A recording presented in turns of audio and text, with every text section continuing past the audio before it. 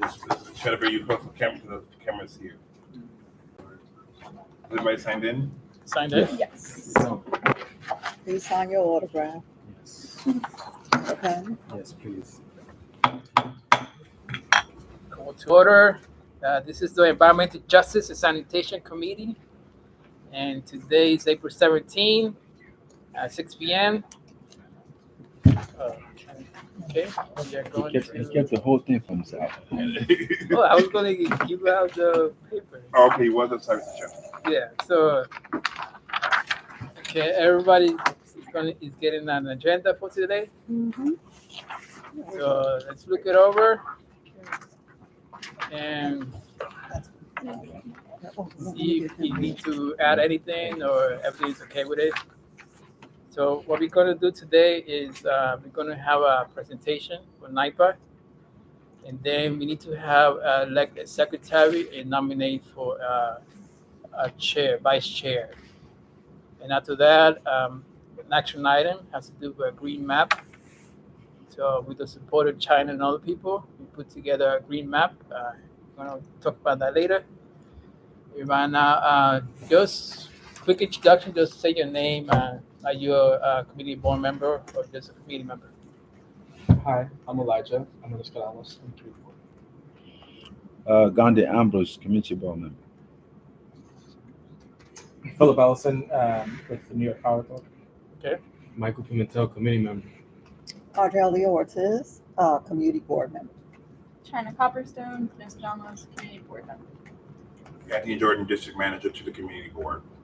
Stephen Palmer, CB1 staff member. Okay. Philip is going to be doing a presentation, right? New York Power Authority. That's a connect. No. You'll learn that. Mm-hmm. You'll learn. We'll see. Good Yeah. question, though. Good question. Very So, good question. yeah, so You don't really want that question. you know how long you would take? About half an hour or so? I mean, in terms of presentation, I would say just because of some dialogue, maybe on some of the items you might want to know or have some thoughts about already, maybe like 15 minutes and then conversation or answer any Yeah. questions that I can't answer. So probably anywhere between 20 to 30 minutes, if that's okay. If I have to make it shorter. Yeah. First is just a presentation, Mhm. and after that, people Question. ask questions, Perfect. have a conversation. Try to have it or structure. Absolutely. So the one way to do this is really is if somebody asks a question and somebody has a comment, the person that wants to comment asks the person that asks a question if they could comment. Just do that. So I'm going to grab and then my. finally we just have just answer the question first, before the comment. Okay, absolutely. I'm just grabbing my Mr. Chairman, this is for the record. This is that our this meeting is being live streamed through the Bronx Community Board #1 YouTube channel. YouTube channel. Yes. I see the smart changes. I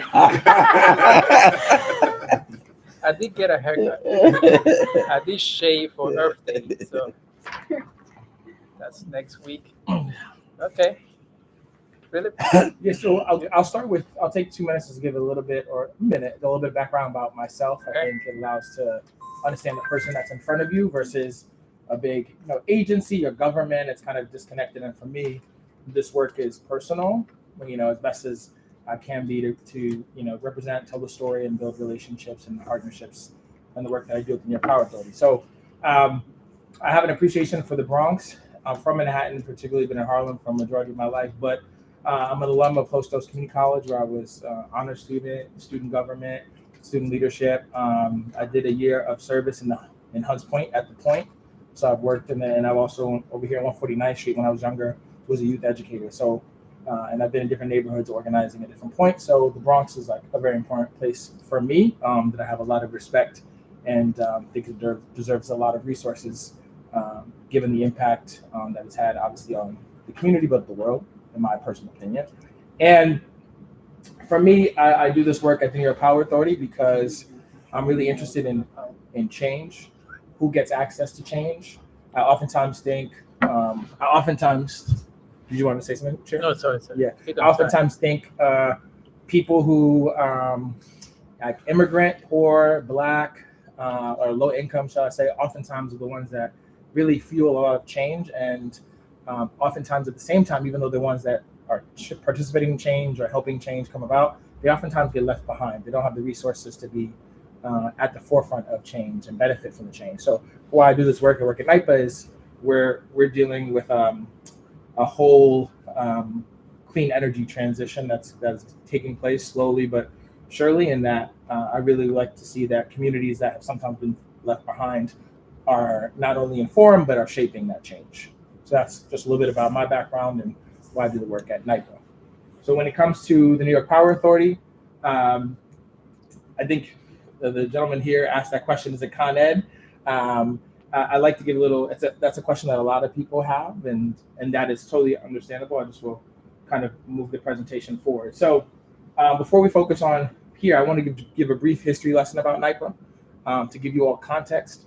NYPA was started in 1931, so it's been around for a long time. The Power Authority was started by Governor FDR before he became President FDR. And really, at the time where he signed the legislation for NYPA, the intent was to, at that time, to generate and transmit, right, help travel, or, not generate and send energy that is affordable energy. And also, what I think is fascinating is that it was also created to create an affordable option that ultimately gave affordable competition to the private players at the time around energy, right? So in its embedded mission has always been affordability, has always been accessibility, and it really is a hybrid state agency / public benefit corporation. So it's unique in that way. It's the nation's largest public electric utility, and I think it's important to understand, as a public utility, unlike a private corporation that is like shareholders, right? We are stakeholder driven. While the governor and the team appoint people, they are trustees that are appointed with thoughts in mind of region and diversity and experience, and they're not paid shareholders, right? They're not paid for this position. So I think that's just a distinction between a private electric utility and someone that's thinking about stakeholders and communities' interests. We really provide low-cost clean energy to our customers, our businesses, nonprofits, and government. And I'll get a little bit more into the breakdown of what that looks like. And we generate more than 80% of the state's clean energy, because as you'll see, there's really two tails of NYPA, as we like to say. Upstate has a different geography and a lot of hydro-based energy, which is clean energy. And downstate, we have some small, relatively cleaner gas power plants, and I can talk a bit about that. We do a number of things of implementing solar, wind, and energy efficiency. And just to give a snapshot of some of the dynamics within NYPA, our largest customers are NYCHA. So we provide the energy to NYCHA. DCAS, which is the Department of Administrative Services. So, all these mayor's agencies, et cetera, all these government agencies, we are providing energy to them. New York side of Port Authority, we are providing energy to them. And so, and again, I'll go deeper into what the customers look like. And in terms of solar, we really worked on some key projects. The Jacob Javits Center, we were the ones that implemented and managed and led that project around putting solar on the Javits Center. And one facet of NYPA that people are proud of, that people don't know, not just know much about NYPA, but there's an environmental justice team that has been really doing work in the last 8 years to prioritize, justice and the distribution of the benefits of what NYPA has and the resources to support communities. So this is like a snapshot of NYPA, to be the history. So what does that look like from a geographical standpoint? NYPA is really, again, the foundation of the New York current and future electricity grid, and we generate nearly 25% of New York City's electricity, and 80% is renewable, affordable energy. What you see here is, right, for example, Niagara Falls is the Niagara Power Project, right? And so that is a major facility that produces 3,000 megawatts of energy, and it's been around since 1960. So the last century, when NYPA was building, they really used our lakes and rivers and dams to produce clean energy. So they were pretty progressive and innovative at that time. And a majority of that is upstate. You see big projects like the St. Louis project all the way up there, the Niagara project. In the middle, you see this circle of a number. These are all small hydro plants, the Jarvis plant, the Clark Energy plant, and the Ferry Point plant. So you see kind of some more of it where it's at Central State. And then when you come downstate, we have plants over in Long Island and in the backyard of the Bronx, which it has a somewhat of a contentious history, which again I can shed some light on, and even some more about the science dynamics. We've had these smaller clean power plants, which I'll explain when we say that name. But they have been in the backyard at the Hell's Gate River power plant, and in between Hell's Gate River, Harlem River, Hell's Gate, Mott Haven. These are where these small gas power plants have existed. They're called peaker plants, right? Peaker plants are small gas plants that do come on, particularly have come on during the summertime when the neighborhood is needed, like in the summertime when you're having air conditioning and energy is at a high load and demand. That is when they've been triggered historically, particularly in the summer.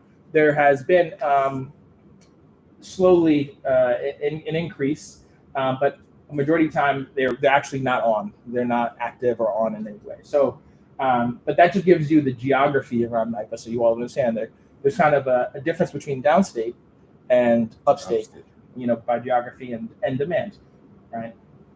So I want to just take a second here to pause. I think there's a big thing that is not listed on this slide, but just to understand the times that we're in when I talk about the clean energy transition.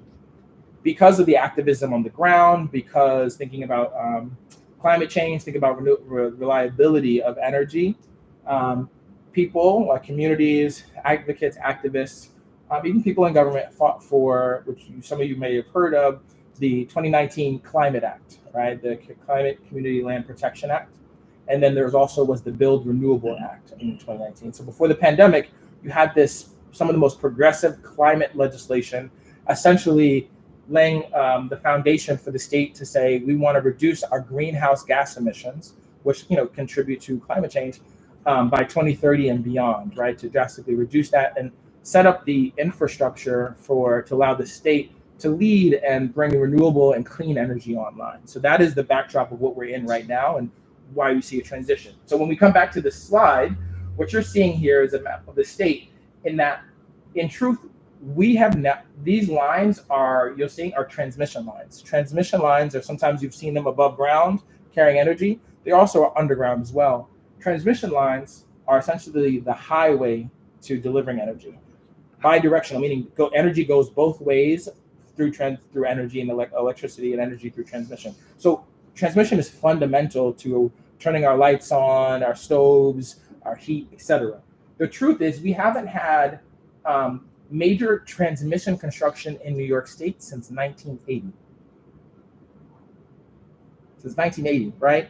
And so in order to bring clean energy, in order to try to reach these goals, it's almost like the platform to be able to bring clean energy on, we have to, at a baseline, improve and actually build new infrastructure, new transmission lines. So what you see here is upstate, you see the color lines. These yellow lines are what NIPA owns, these publicly owned transmission, right? And you see the gray lines are private energy companies. They own transmission lines. And what you see here are newer projects that have been slated that are either beginning or have begun or are going to begin in the next couple of years. These color lines represent transmissions projects that will essentially connect to the grid and bolster the grid to ultimately bring clean energy throughout the state and down to New York City, like places like the Bronx, which I'll touch on briefly a little bit later. But does that make sense for everyone around the what transmission is, how important it is, and what this represents about how we're trying to get to? Excellent. I'll talk about the Propel project, which is essentially going to bring into that red circle down to the Bronx. Just some of the types of customers, like we asked about Con Ed. We have some relationships with Con Ed. We share some space, but different than Con Ed, which provide energy to Con Ed. We provide energy to Con Ed and into the system. I think a lot of people don't know how the energy system works, but I just briefly say that there is an administrator of energy in the state. It's called the New York Independent Service Operator. They're the ones that make the decisions around what energy goes where, and they manage the energy market. So every day, the NISO, which again I never heard of until I came to this job, but it's really important to know, is the ones that basically use the historical data to find what is the load and the need of energy today, and people put into that, and they match customers and generators, and does that make sense? So it's an energy market, and they manage it, and they really make the decisions on where energy goes and flows. So difference than Con Ed is like we really are providing customer like services and to state agencies, to local governments. We have 400 local governments, like upstate, villages and towns and upstate. Obviously, sort of New York City, some of our biggest customers, particularly schools, K through 12 schools, hospitals, community colleges, private colleges, state, a number of businesses, a lot of economic development support upstate for businesses that are expanding, and provide energy affordability and support them. And then we do work with municipalities and co-ops. So this is the kind of customers, and so making the distinction between Con Ed and like the retail energy person. Kind of just showing you some of the services that NIPA does, right? We provide advisory services, energy services, energy efficiency services. Also say smart street lighting. So energy efficient lighting. We've done projects upstate and in the city around smart street lighting. We are doing, when you think about the future of the Bronx and other parts of the state, electric vehicles, right? And so we have this electric vehicle team that is doing this initiative called Evolve New York. We are the ones that are building the first publicly owned infrastructure for electric vehicles across the state. There's some projects in the Bronx and but that might come online and some are working on, but we are the ones who are building. So, for folks who might be worried to get an electric vehicle because they live upstate and they've got to travel, ride far, and they're worried that there's not like the gas station infrastructure. We are building the equivalent of the gas station infrastructure so that we have that platform so people can feel more comfortable and have access to electric vehicles, right? And so it's really important, and we're really proud of that work. We also do on-site solar and storage, community solar in different parts of the state. We support community solar, blended power, the mix of different power, of course, hydropower, and just some of the incentives around economic development. So you just kind of see, a bit of the services and a bit of type of customer. So I'm just going to bring some highlights. Some of it's uptown, some of it's Bronx. In terms of NYCHA, I'll talk about a little bit more about that project that's bringing clean energy to the Bronx. Again, 1 or 2 slides for each. It won't be too long. The Recharge New York, which is the economic development program, and end on the environmental justice, the team, and where are kind of the places and the things that they've done in the Bronx.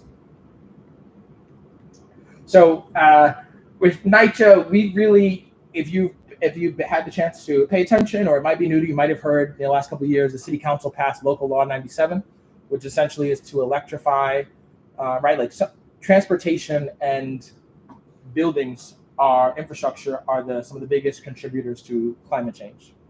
That's the reality of it. And I know the Bronx is dealing with, Hunts Point and trucking and so forth. And so with Local Law 97, we're going to be navigating how do we electrify new buildings, like in construction, but also what about all the rest of the infrastructure. So that's not our main job, but what we did was we partnered with NYCHA in the last couple of years and essentially kind of like piloted and tested what would it be like to help electrify or bring clean technology to a NYCHA building. So near my home, 830 Amsterdam is essentially use centralized heat pump technology. So it's essentially electrified a 20-story building minus stoves. So they did everything minus electric stoves. And it was a successful project. Of course, you have to teach people how to use new technology. You can't give people and not how to use that. That's an important thing, a part of the process. And also replaced boilers and heaters. And I believe recently, within the last 2 weeks, we just completed a major boiler renovation in another major NYCHA development in the last 2 or 3 weeks. So we've kind of shown what might it look like as we move forward. And I think they're proud of that. When it comes to coming back to transmission, we come back to talking about the renewable energy goals. Again, these were some things I was telling you, right, that you can see the goals here around clean energy, right, about moving to 2030, where the goal is to get to 70% renewable energy and to bring on battery storage. Renewable energy like solar, wind, offshore wind, onshore wind, you have to have battery storage for that. They're not separated, right? If you have solar, you need to be able to store this energy because it's renewable. Sometimes the sun is not shining, sometimes the wind is not blowing. So I just want to make sure we have that fundamental thing. If you have renewable energy, battery storage is a key component to connect the dots in addition to transmission, right? And so bringing on offshore wind on 2035 and really reducing our emissions, right? That's the goal and the standard, and it's ambitious. But I think it's going to require, the citizen, the government, the private sector, everybody coming together to really try to push this. Again, given that communities like the Bronx have pushed and other communities upstate have pushed for us to say we need to do this now. I've mentioned just about transmission. You just see kind of the essential highway for that transmission is the highway and the things that I talked about earlier in the presentation. So what does energy delivery look like when it's in transmission, right? When I talk about this next slide on the Propel project, just want to understand what does that look like? So whether even if it's solar, say it's solar or onshore wind or offshore wind, right? You see the generation piece. To the left, that's offshore turbines that generate electricity, usually around 30 miles offshore. What happens is you run underwater cables to land, and it goes to a substation. A substation is where it will it essentially is kind of the center for where the energy comes and meets, and then connects to the transmission lines, oftentimes now underground, to be able to increase the electricity so it can go far distances. So it goes to the substation. The substation increases and sends that energy to another substation that's closer to retail, like the cities, and that will, that eventually will reach the customers, right? Whether it's houses or buildings, profits. So it just gives you the sense of what is, transmission. How does renewable energy get connected to transmission, get connected to bring it, right? So when we think about what's coming to the Bronx, I think it's a big deal that, and I wanted to make sure that you all got a little bit of not say a glimpse, but just got some information about this. So what you see here is the Propel project is a partnership between NYPA and New York Transco. It's going to be eventually publicly owned infrastructure, transmission, et cetera. It's going to be publicly owned. So like the government, us, like for the people, is going to be owned by NYPA. So it's a partnership to essentially support the reliability of the grid, right? To improve the grid so that the clean energy can come, right? And after you do that, you can add other, solar, et cetera, to the grid, right? If you were to add, certain solar, a place upstate, et cetera, it wouldn't change anything because the grid needs to be upgraded. So what you see here is, if you look down to Long Island, right? If you see Long Island, what you see is a purple and orange dot. That's a substation. Essentially, what we have is offshore wind that is coming online right now. That's right, it's being built. It's going to be connected to the substation, similar to that photo. They're going to build, add to that substation, and they're going to be building transmission through towns to East Garden City, right? So through Long Island, to other parts, so Queens, to other parts of Long Island, and then they're going to go underwater into Ferry Point Park, into Zariga, going all the way up to Westchester, and then to the existing substation where the new metro train stop is going to be. So there's going to be, those lines are going to go and bring the clean energy up through Ferry Point Park into the Tremont area, up through Zariga, all the way to the Tremont area. And they're also going to be bringing energy into the New Rochelle, Mount Vernon energy. And so this is just one major infrastructure project. There's going to be others, but at least you see in the Bronx where we're beginning to try to bring clean energy to the Bronx. So this is just some of the economic development work. There's a lot more economic development work happening upstate, but in the past, some places that have where they're expanding jobs have partnered with NYPA for affordable energy. I think relevant is more so Fordham, Albert Einstein, Bronx, Lebanon are some of the ones that I think are really relevant, but at least in the past. And where I will end on is environmental justice. So again, the New York Power Authority has people who have worked. Some are engineers, some are educators, some are organizers. The people who work and focus exclusively on environmental justice projects. And so they've done a number of things, like, for example, a number of programs, the STEM education, which you see there, something that we did last week in Astoria Houses, is we partnered with the community center and we did a podcast about innovation for the young people to think about innovation and community wellness. But then we did a curriculum. We basically help the young people learn about how electricity works, electricity 101. So it was hands-on learning for them to build electricity, right? So things like electricity, in other educational components, we do that in schools and sometimes community centers, sometimes in NYCHA. We have weatherization workshops, so like seniors and anyone want to learn about weatherization in neighborhoods. A number of outreach initiatives and energy efficiency projects, like we've worked with co-ops upstate to support those projects, and public housing upstate to support their energy projects. And just kind of showing the map of some of the places in the Bronx. So they've done programs at Hostos, which I'm going to be working on something there as an alum. Bronx Works, Alfred E. Smith, Public School 43. So they've, hydroponic labs. You see the greenery, right? We've put hydroponic labs even in historic Astoria houses, but in the Bronx we've done hydroponic labs, so like students can learn and grow foods using light. If you think about upstate New York, we partnered with an urban farming nonprofit in Buffalo, and they are basically doing urban farming in shipping containers, and we are providing them the light and the energy to test out what would it be and how would it look to grow food in a shipping container, right? To get fresh food closer to your home, right? And grow it yourself or by the people you trust. So I think they're really proud of that kind of work. We've donated electric vehicle parts and to Alfred E. Smith and Bronx Community College.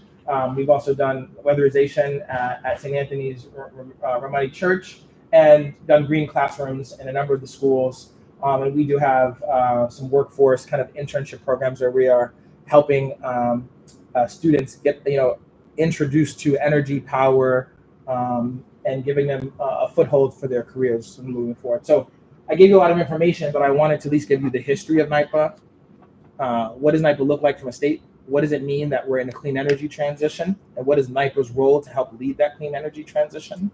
And ultimately, what does it look like to bring some clean energy to the Bronx and our environmental justice program? So that is kind of a holistic kind of 101 of like, what is NYPA, what are we doing, and how are we evolving and playing a role in the community. Thank you. Thank you. Sure. And if you have any questions, I'll go Let's back. start from here. Any questions? Yeah, you mentioned Number? something about solar. Yes. How do you guys tie into the solar services right now? Yeah, so I mean, there are different. We have different customers like nonprofits and businesses throughout the states, and again, governments that have Are you guys property. doing private owners or just a business? It's business. We don't do by statutory, by like law. We don't do kind of like Con Ed. We don't do the private businesses, but we have worked with like nonprofits and help them like think through and put on right if they have money or a grant. It's an affordable way, more affordable than on the traditional private markets to implement a solar project. So it's mostly been governments, nonprofits, and businesses. Maybe a university. Like there is a SUNY school that wants to do a solar project, and they are talking to us and we're working with us. Do NYPA consider it to be a competition with Con Ed, or is there any way that you like a competition, or they just... I mean, I think there's in a way, we provide energy to Con Ed. Con Ed is really reaching the consumer. Oh, so Con Ed is like your distributor. Yeah, distributor of energy. Con Ed is like a distributor of some of the energy. They don't only get energy from us, but we do put energy onto the grid. I don't know if maybe off track, but could you explain that little distribution thing? Yeah. Because believe me, I got a lot of phone calls through that, and I end up getting a solar. Yeah. But I'm still confused. Yeah. I'm still confused that Con Ed be providing electricity and then be paying somebody else, and and they still have a pipe coming to your house, but somebody else is getting the money. Yeah. So how does it work, really? Yeah, and that's a whole educational conversation. And I know some of the people have been in Albany pushing for New York heat, and just there's a lot there. So you're not the only one that's confused. There is some complexity. There is some complexity, and there is potentially some change that people are navigating. I think, in New York, I mean, Con Ed has been around for a long time. Some of the first energy infrastructure comes from Consolidated Edison. And so they do have the connection and the authority to serve customers directly. But where you source energy from, You can be the distributor of energy, but other people can. There are other places, other companies, or that generate and transmit energy. So you can have both tides. Someone's providing energy and Con Ed, but so that is some of the complexity there that exists. I don't know if that helps, but there is stuff going on in Albany where people are trying to figure out. There is legislation and groups, and maybe Nos Queremos might also have a sense, and from what they're understanding of around some of how that they'd like to see energy work and heat work in the state and in the community. So that helps. Yeah, it's a very confusing. And it could be an interesting thing to eventually see if there's an come back to the board and I think do something to educate. I'm probably people. not the only one. No. That's why I say you're not. Your question is. I never got to understand this thing. I don't think we ever educate people. And we get a lot of phone calls where people call and say, "Oh, we sell energy." We sell They always come on Sunday, knock at the door, bring me your electric bill. Yeah. I mean, it's very confusing. Yeah. So, I think we're probably the baseline education. My question is very similar to yours, Ambrose. I took a trip outside of the United States, over in the Netherlands. Yeah. They have reached a point where people know how to gather their energy from home, and the electrical companies are trying to get them back. But interesting enough, what people did, they have like enough batteries where they could store it, and it seems to be sufficient running. I don't know, maybe the day will come when many of us are going to get trained to know how to store that energy, especially like people who have private homes. I know a lot of private homes are starting to install programs to Long Island does. Yeah, Yeah, in and Long Island I you can think store your own. well, what I think is going to have to happen is a lot of education, similar to like the presentation that you're giving now, to make us aware, because there's so many of us that, even me myself, I didn't know that these things existed. Sure. Okay, so I think that's what is going to happen. In Japan, they have the windowsill energy stores that people put in their apartments, and they're doing fine. And you could put your phone or anything that you no longer have to look for an electrical charge. You can just put your phone on top of that storage, and there you go. So I wonder if the day will come when we're going to reach that level. What's the policy on New York State in regard to energy storage? Because Long Island, you can actually get your solar panel and get your battery, but New York City you can't. Well, I can't speak to the private citizen storage. I mean, you can have storage, but I know my colleague or my former colleague Stephanie Fox, who's the comptroller, is thinking about urban solar and community solar, I think NYPA has some capacity to think about that. There are challenges technically because you do need a certain amount of space to make it viable. You can put solar, but if you don't, in some places, if you don't have enough room, right, it's not necessarily as helpful and technically viable. And that's why you think about utility scale. So upstate, it's not about the private person, but upstate eventually, I believe, there will be farmland or open land they'll be putting large scale solar and connect that to the city. And I think that in a couple of years, and we'll see that go through that process, and that will be interesting to see. But that's where you see kind of some of the viability of bringing large scale solar and clean energy. But there will be some buildings, and there will be some area enough space close to a building or an area where. But now they're not allowing you. To store your own energy in the city of New York. I wanted to do that. Yeah. I mean, the size of the battery is just about this size. It's about, you can get few of them you can store, but New York City doesn't allow to do that, which means that forced us now to go back to Connect. I did a solar panel. That's what I use in my house. Yeah. Okay. But the problem I have is that my meter goes reverse. So how do I control that? There's no way Connect can come tomorrow and say, hey, I didn't get anything. But so these are kind of things that you kind of lost into that technical Sure. That gets situation where, lost. yeah, because when the energy, the solar energy started, Cornell was supposed to be sending you a check back for what you reversed to them. Mhm.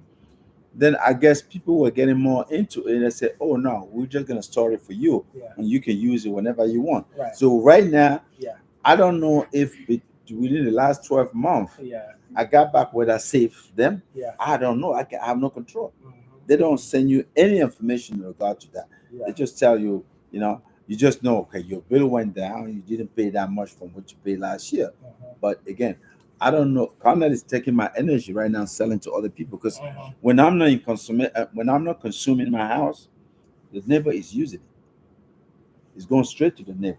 He's using it until when I tap in Yeah. and pick it and use it. That's when I'm using it. So I don't Yeah. know what. It's a good. I mean, it's a good question. I think what I can't speak to from my job perspective, but I think what people hope for, right, is I should have taken a picture, and I'm happy to go online just to show you what NIPA has in terms of like the future of the grid. Like there's a representation of, right. I don't think right now, but where we'd like to go in terms of the updating and the connection of the grid, and in the world where that you're already having solar panels is a world where, right, even if it's electric charging vehicle infrastructure, like in a garage or someone's home, or solar panels, that like it's a two-way system. So you capture the energy, you store it, and then it also, if there's a need on the grid, you as an individual is what you're saying, will send it back, and someone or the electric vehicle charging will also send it back. So it's bi-directional. It's going. Is Java Center still depending on Connet? I don't believe Or so. they I have don't their have own the storage? answer. I don't have the No, answer. I'm just technically No. thinking. I'm actually taking. I think what I think is, and again, you have any questions? I think you are again not the only one with these questions. I think no one, maybe those Kadamas probably does really good work educating people, but I think there is an opportunity to explain how Yeah, solar works. I'm seeing that explain it's how saying things- that the largest solar roof is at the Java Yes. Center. Mhm. Cleaner and Greener, we helped build the city's largest solar roof. It's actually at the Java Center. But that's a good question, That's a good question. because I think a lot of other major Like a places, university, a hospital. yes, are going to Yeah, start university. having I that. think they're probably. For sure, yeah, Mhm. we do work in hospitals and universities and schools. Now, let me ask you something about the transmission lines. Yeah, sure. That's interesting. I didn't know that a submarine Line. could actually be built to be used as a transmission Wait, for the solar energy. That's just to something I clarify, learned. it's a submarine line, so it's a line going through water underground and through water Wow. to come into the ground. If That's you think amazing. I learned something new today. I appreciate. I'm glad that I was able to. It was something new that I learned, and I think an interesting point even for the internet. The internet is really underwater cables between countries. Like I never didn't know that until my friend and I working at NIPA that like we capture our internet travels through underground water, like underwater to data centers and connects to our system. So and phone lines. So that is fascinating. Yes, I have Tom. a question.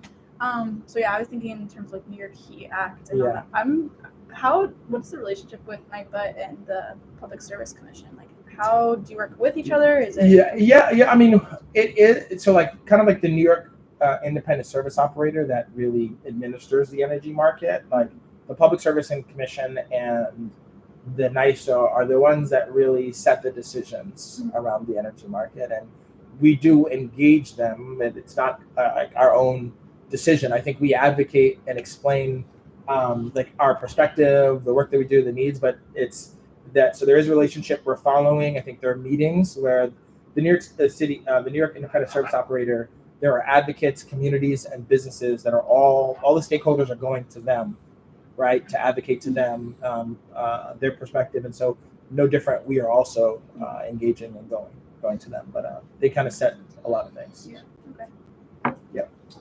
Is the power generated by NIPA, does it stay in the state, or is it sold to other states? Both. Yeah, that's a good question. Not on there. That's a good question. Yeah, we do to Pennsylvania. I think maybe Ohio. Don't quote me on that. It's something I didn't include on there. But so some nearby states, we do provide some energy. So I mean, the majority of obviously in New York is what we're producing, but there are some states where you're selling to as well. Yeah, I actually have a question. So with NIPA, when you do work to install these solar panels, do you have your own company within that installs them, or do you hire contractors? We have a team. So what I can say is NIPA is made up of like engineers. I mean, really mission oriented people, really proud of their work, really thinking about the public, and that includes like engineers, environmental scientists, etc. Obviously, like accounts people, innovation. There's a new innovation team. The project delivery team, which I'm doing some work with and talking to, you have the services team, which I think I mentioned, right? The clean energy solutions team and services team, they are the ones that kind of help with the delivery, the siting, or the construction and delivery. But I don't have the answer in terms of like, are they doing outside contractors or at all in-house? But I mean, majority of that, started and managed through us. It's just the reason I was asking that question is because let's say something goes wrong with Yeah. the installation. Sometimes you'll go on a call and it'll be like a goose hunt. Yeah, because they send you like, oh, we got hired from this contractor. Oh, actually, this contractor hired us. So I was just wondering to make I sure. went through that already with my solar panel. But I would feel like there must be some law that's requiring green workforce development for these projects as well within like certain areas that should be included within just transition. I feel like there might be a law that's about like I think so. hiring. I mean, I think the laws that, when I say you all, I mean like Renew's coalition, other people, other communities fought for. And I will say on the federal government side, there's a lot of big money and emphasis on equity and justice, both in the federal government and in New York State. So part of it is that a certain percentage of the benefits are supposed to come to historically disadvantaged communities, some of that including workforce, etc. I think people are still figuring out the workforce element. What does that mean? What does that look like? People continue to, but I think so. There is a mandate to be thinking about workforce and what does that look like. And there's some things you could see. If you think about NYCHA, the Public Housing Fund has a Clean Energy Academy for NYCHA, where they're partnering with Bronx Community College, and they are training people to prepare through NYCHA for those jobs. And I think there's going to be other nonprofits that are doing that kind of work, and a coalition, and they should think about the workforce. I have a couple of questions. Sure. So this is my perspective first, because my education is really like in my school. I was told that one of the major problems is depletion. What is it? Depletion. Depletion of energy. Depletion of resources. Oh, okay. Minerals and all these things. So, Yep. And then I was also given a book about Spain. Spain moved towards solar, and because Spain is relatively flat, so you have a lot of sun that faces it.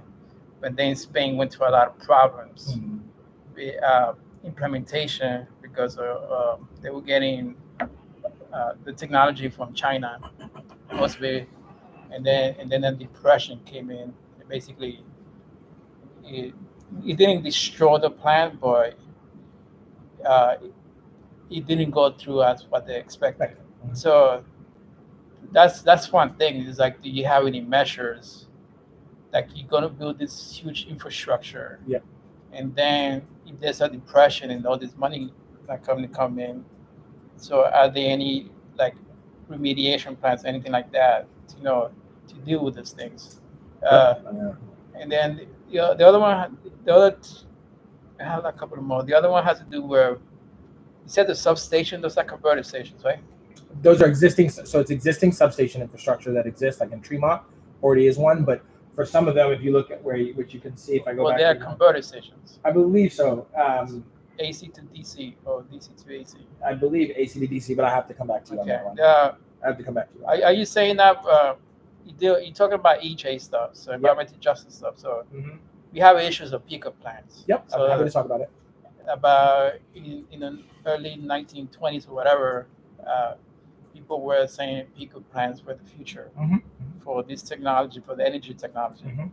And now they actually don't help us. They actually affecting our community.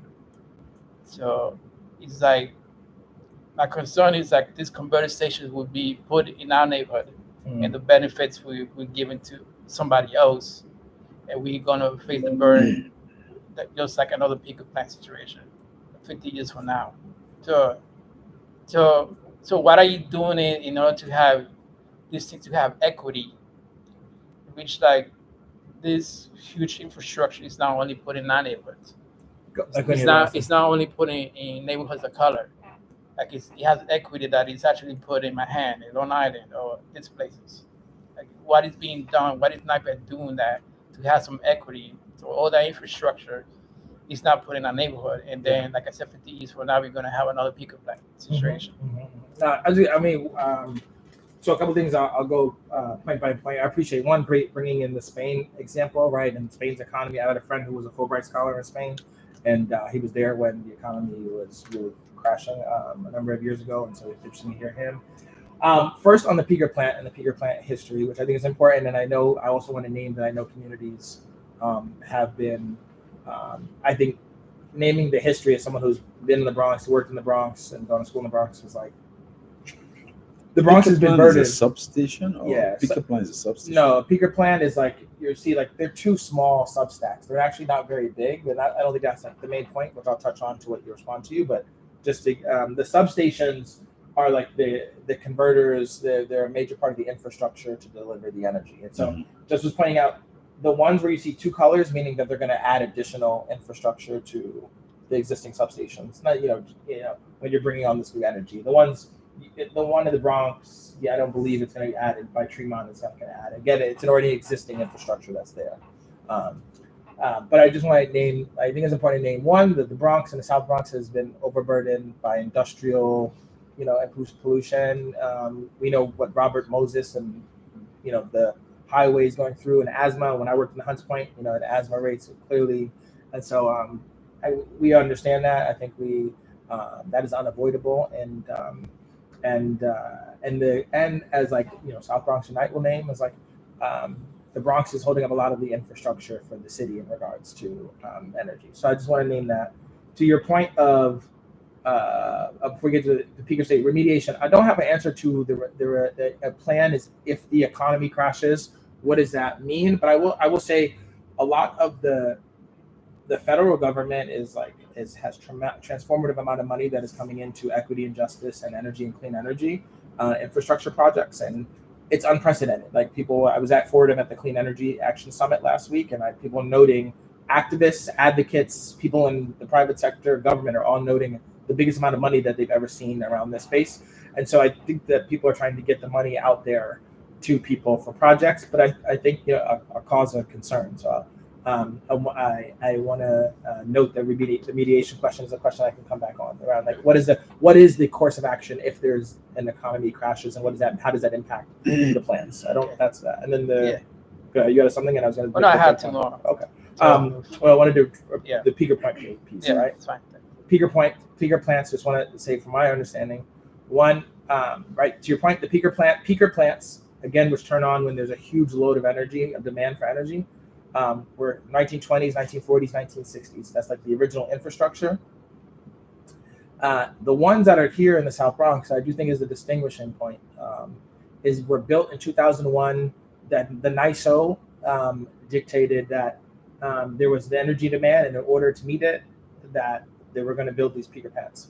And part of that is like, I do think when like Hurricane Sandy and other things, 9/11 happened, like the peaker plants continued to run and provide energy. They turned on, and they can turn on within 15 minutes and provide energy.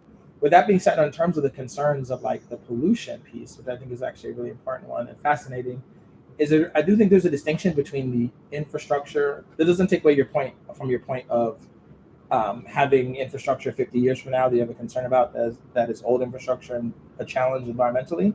But there are other peaker plants around the city that were built in the 1960s, 1920s, 1940s.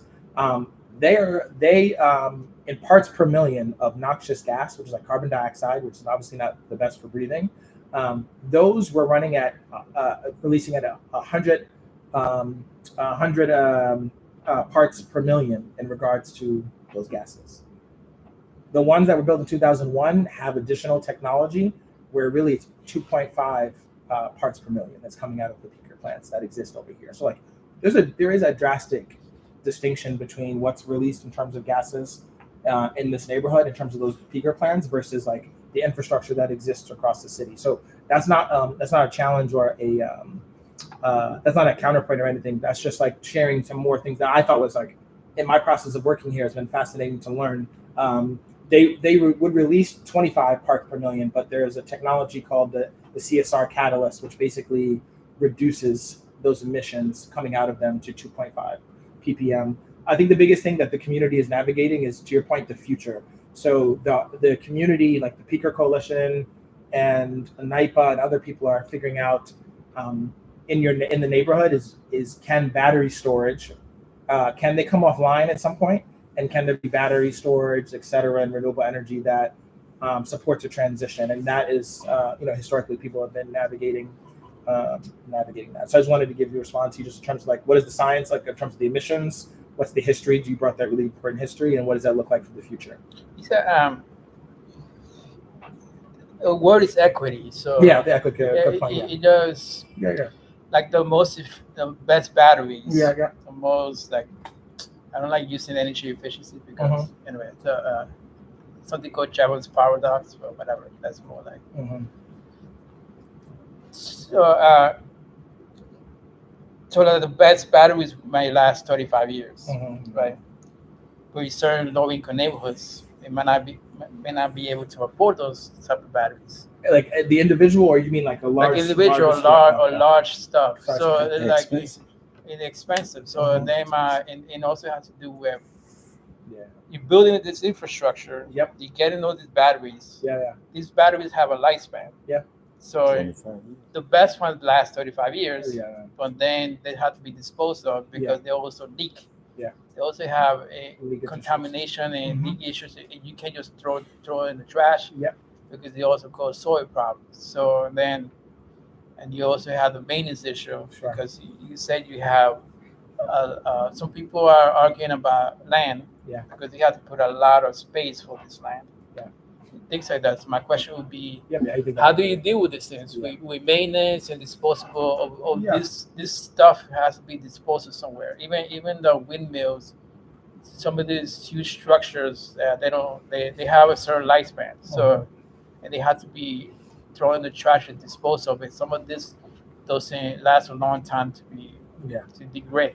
No, especially windmills. So it's probably more than 100 years to degrade some of these things. So I think it's not being planned as well. Like thinking of the future. Yeah. I think you bring up a really important point. I think with any transition or change, like you have to think about what's like the follow. Like what are the implications about that? Meaning is like how do you deal with all these things that you brought up. So the first point on equity and like how you think about it strategically, the state has set up a disadvantaged communities map. And when you think about like income levels and also environmental pollution, et cetera.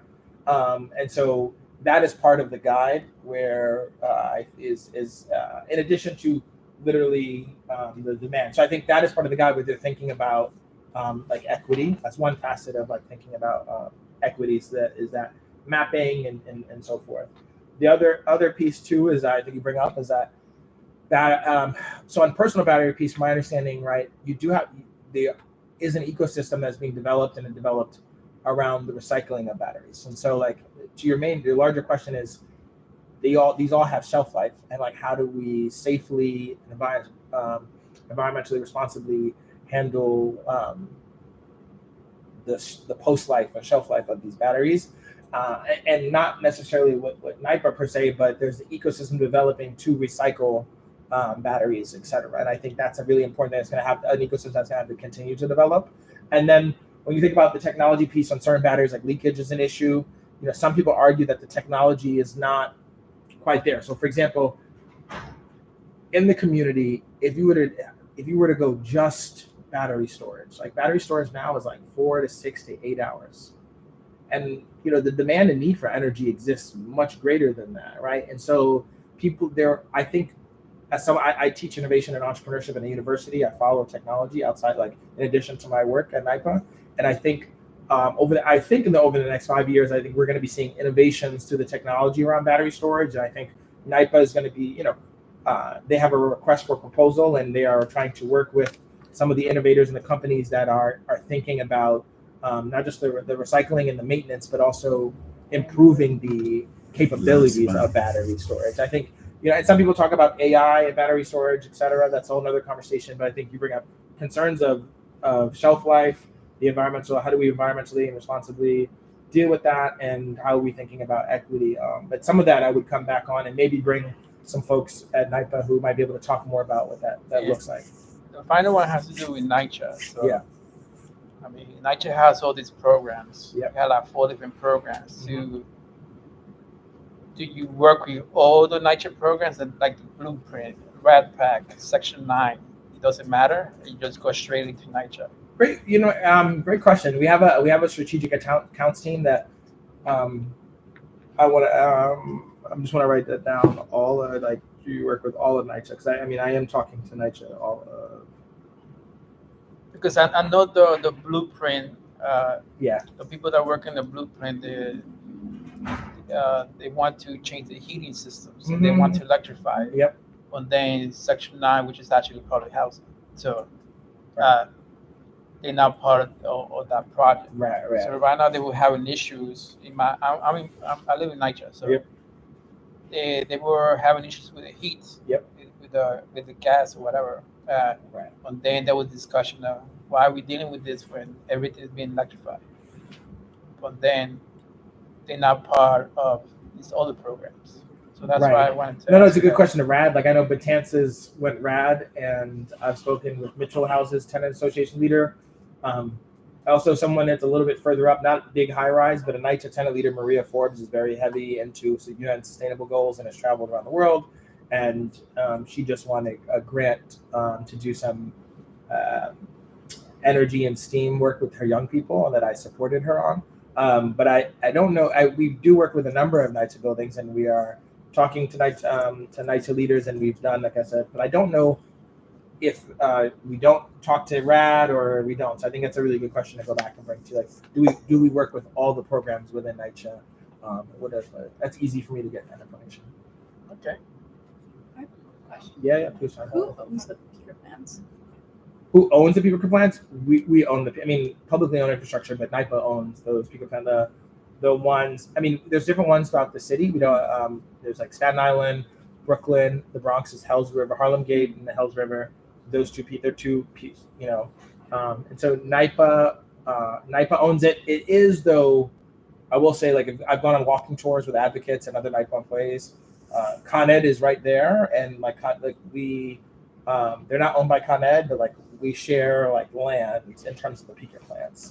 So that. Okay, and then I have a follow up. So. Yep, sure.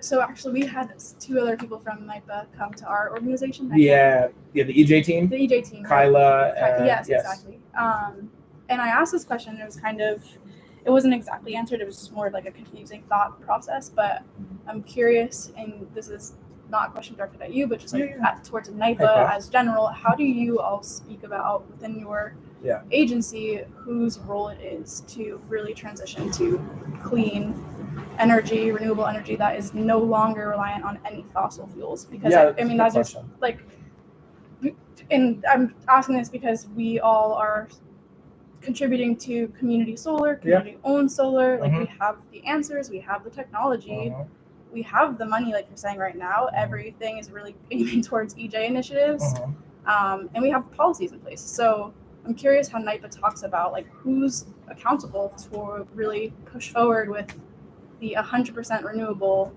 goals in the end, especially now knowing you guys own the power plants. Yeah, we own these. So we own the hydro plants upstate, and we own these small peaker plants downstate. So I think my answer is there's a number of people, right? So environmental justice team is part of that conversation, right? Because before, my team is actually new at NYPA because of the activism and the laws that I talked about.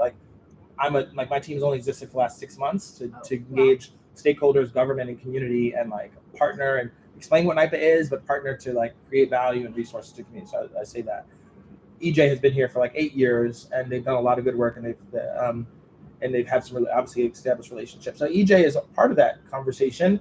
And if you think about NIPA, there's like a renewable project development team,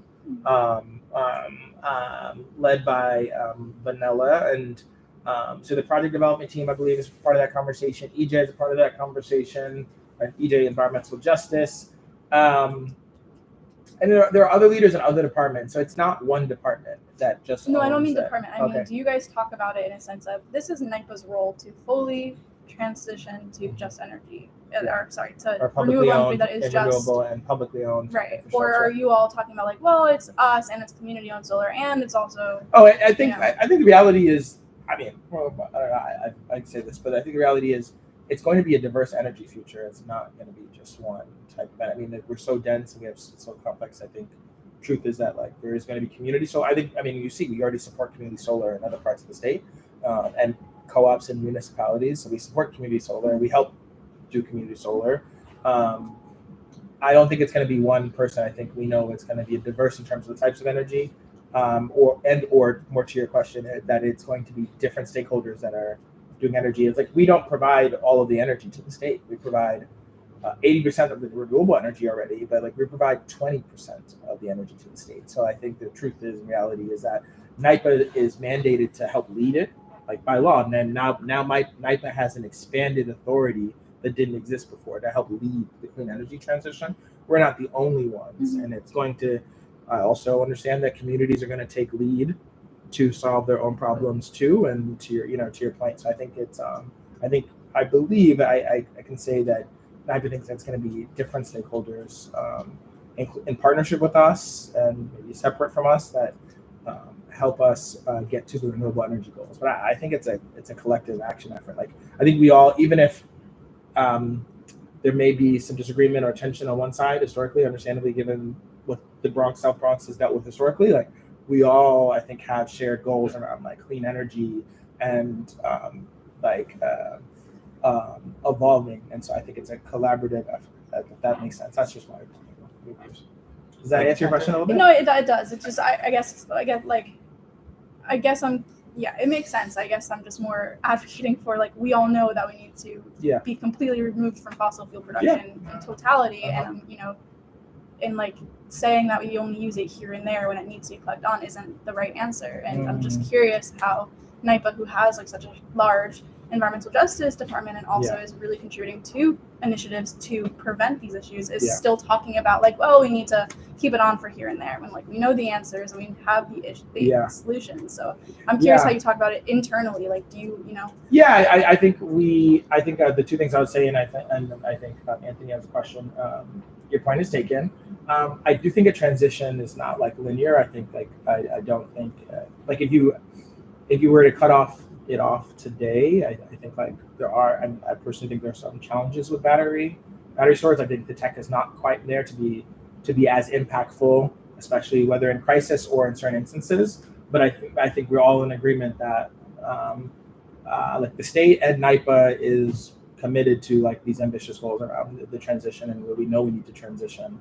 And I think it's hard, but I think we collectively are going to figure it out. That's like my honest answer, that like we totally understand the goals of the state. We also understand and respect like how the community feels and the concerns, and that it's going to be a collaboration, whether we work with nonprofits or governments, or that organizations on the ground are working in their community to bring solar together. I think that's just like the reality of what the transition requires. Thank you, Mr. Chair. Thank you. Yeah. Sorry. I think the conversation, the reason why there is, building on what I think some of my community members said, that this community has been one of the most environmental injustice the community throughout, I guess, any other community in the state. Yeah. The way that Robert Moses, through the planning, the way that there's so many other things that have been impacted us in such a egregious way. I think that leads to why the creation of this committee, and led by the innovative work of our chair to focus on environmental injustice issues, and that we also have been living on a promise from the state for that has been renewed over and over again around the picket plant issue that leads us to be very concerned for straightforward, definitive plans on the trajectory of it being, shut down, because we understand what the impact has been, not only for the picket plant, but for medical waste incinerators that have been put in our district, to the waste transfer stations, moving garbage, to again the truck trafficking and so much thing that has that and to now we are finding where unfortunately facilities like dryers, cleaners facilities has been environmentally negatively impacting our community for years, and we have to come to the state or to the city or to government to make them aware of these injustices where they have hopefully have been knowledgeable about them and almost insist on what we think is appropriate to help us understand what has been the historic impact. And while they're still doing testing or evaluation or whatever they're doing, what the long-term impact will be to not only us now, but historically our ancestors that have been passed down. And does it have a direct correlation to birth defects or how we learned or how we're learning now, how we and then also to our diet and how what we're putting into our system, what food that we have access to us, et cetera, et cetera. Right. So I hope I'm preaching to the choir, so that and not to prolong this horse to water kind of like thing. No pun intended, but to say that to demonstrate answers about the reality of what we've been asking for, what we're insisting on, what we think we're entitled of, given the environmental injustices, is important. Yeah. And that's why this committee is created, and that's why we're setting standards to saying, well, if you won't give us a deadline, then we're going to have an assisted deadline that we think that we should be moving forward, and maybe thinking innovatively, environmentally innovatively, the sustainable energy and other resources to be able to help deliver us away from the dependency of the picket plant. So I guess this will probably, to the chair, will be insistent that the environmental justice division of your organization will come and have a larger conversation what that would mean, because and then what is through the environmental justice work that your agency is doing, what are some of the unfortunate but insisted remedies or reparations that if I could use that word, is going to be delivered to this community, especially with the expansion of the renewable energy. How are we delivering savings? Programming. Programming is not only to my environmental, but some of the other environmental things like gun violence and again, ability to making sure that we have access to quality food at a respectable price that we can afford to live healthier, so that and our housing, to ensuring that more affordability for housing to be moved into housing that's going to be gold green standard, and supporting the work of environmental organizations like Los Caramos and Malhaven Clean Air Coalition, and a bunch of other ones that are out there that are doing this work, have been doing this work in a long time, that says that the contractors that are working on developing this this renewable energy to be delivered from upstate and downstate and all parts of the state should be helping to fund or support, let's use that word, the work of these environmental justice organizations. Because this work is, as you know, the impact is and the effect is long, and so the work should be supported long term. Yeah. And so, I mean, I know that's probably a message to take back. I'm just more, instead of asking a question, I'm probably making a comment. But I understand as a young person, not giving away my age, my gray hair came early, for those who are wondering, is that I go back as far as when we was burning medical waste incinerators here in the South Bronx. We were moving garbage on trail yards around there. We haven't had access to our waterfront like every other borough who has access for recreational reasons to our waterfront. And then now sometimes some parts of our waterfront is unusable. We can't use it because of the long-term pollution, along with so many other things. And that we should have a part of the state that's here, not in Long Island City, not in other places, but it's located here in the South Bronx, to help us evaluate and talk about and work with these some of our nonprofit organizations that are evaluating some of the long-term health effects of the environmental injustices. So I say that to hopefully encourage your team when coming to this community to be able to have hopefully straightforward answers that talk about that trajectory and that investment that we want to work to turn things around. And in that instance, because you can't talk about we're planning, we're building, we're on the way, but you don't talk about the pain. It's like talking about and this is probably gonna get in trouble. Hopefully, the chair will take this back and we're on YouTube. Having a conversation about slavery, but not talking about how it impacted people of color. That's probably very harsh, but you got those type of conversations need to happen because some sort of reparation in some fashion has to happen. We can talk about reversing history by using this opportunity to be able to again bring these resources, which is good that trajectory has ideas. We want to do this, but we don't talk about how we can make. And it probably can never happen. And try to make communities like the South Bronx and community work one whole. So that's just my comment. I think the chair for the time. Okay. So this one quick. Might I just have a very brief, very brief response? One, I appreciate Anthony. I know the work you've done on this board, but also in the Bronx. Like I know people who have worked with you in the past, and so I think you've been very committed to this community and noted like around historical pieces and implications of, again, the over-industrialization and the burden that has been shouldered by the Bronx. I think EJ has been having relationships with Los Coramos. We talked with South Bronx Unite. I've met with South Bronx Unite. I will be at Hunts Point Development Corporation at the town hall this weekend. So the EJ has been there. I think the reality is that because we're evolving and expanded mandate, my team is now here. And so we're expanding the relationship, expanding collaborations. And I think I try to be a connector to bring resources where I can. Also note that you said about the timeline, as of right now, as it says around 2030, from my understanding is when, is the date or the time around some of the peaker plants and ideas of battery. I know we're in an RFP around battery storage, but that's the RFP about what is the best, where it's going to be the best technology, et cetera. But also noted about answers and that there's a history there, right? Before again, I guess since 2001, because the peaker plants have existed since 2001, or at least that's when they started.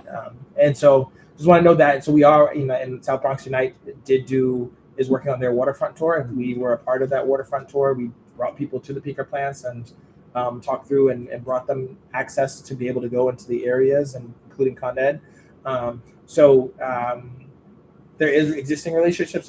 We're trying to expand. We're growing new relationships, and I hope. But I do think the last two brief things I would say is some of these key questions that you brought up and some other people brought up. There is a lot of ignorance by no fault of anybody around energy and how energy works and power and the future of energy. And so I do think there can be opportunities to bring at least NIPA expertise to the community to help educate. As you said earlier, because there's a lot to understand. But I do think, separate from your comment, just the clean energy infrastructure that we are working to build. I didn't put the dates on there, but we're in the Article 7 process, so we're not fully done going through the permitting. But if we do get the permitting, ideally it would start in 2026 and try to bring it online by 2030. I should have the dates up there. But it is the baseline infrastructure that would allow for the renewable energy to come online. So, but I appreciate you kind of bringing us back to the importance of justice and the impact of environmental implications. So yes, for me the final comment for me regarding this stuff is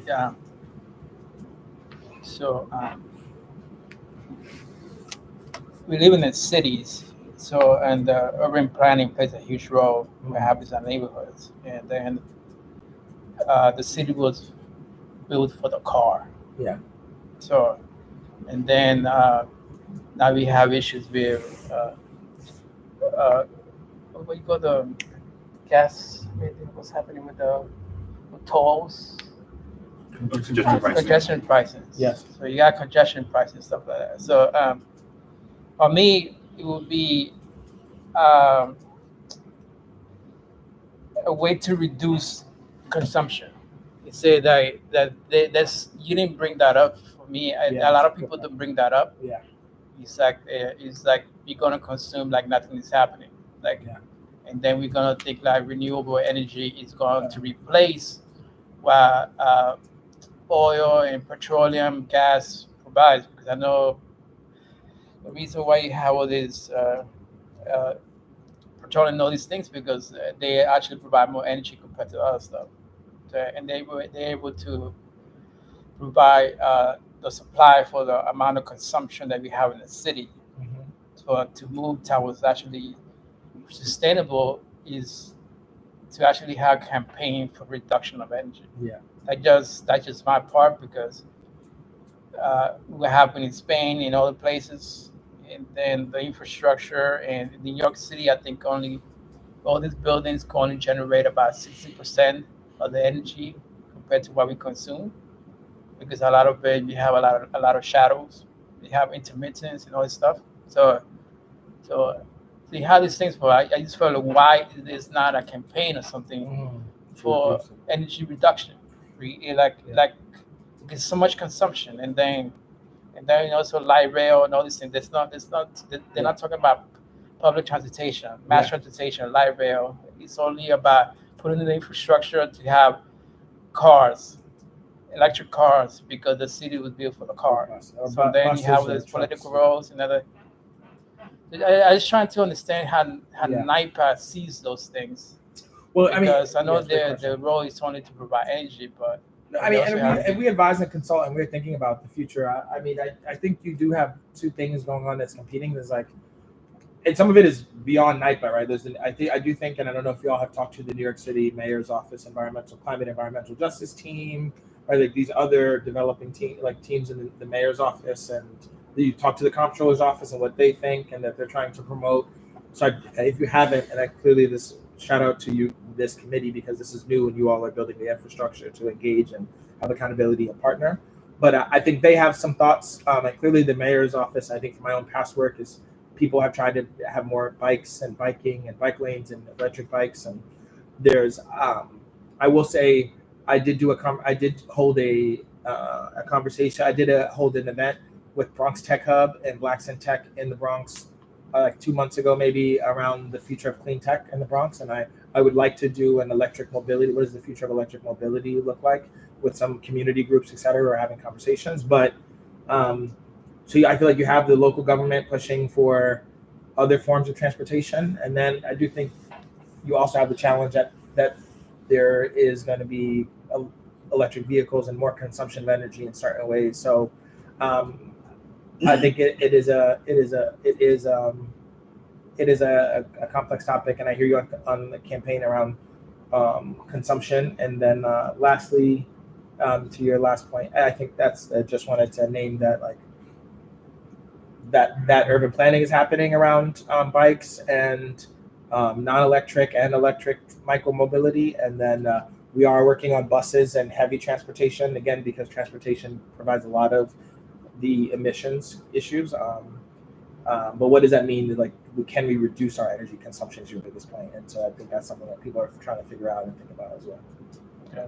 Thank you for the presentation. Yeah, thank you. I'm sorry that last time I got caught up. I want to think to that with that, but when you talked about also investing in bike lanes, like the Randall's out, the connector, the Greenway, the expansion of more spaces like that around, so that like the chair said, you're using less stuff and investing and caring for those spaces, because I know that's a big concern too. Yeah. Thank you, Chair. And I know that from a legislative standpoint, the New York Renew is separate from my work.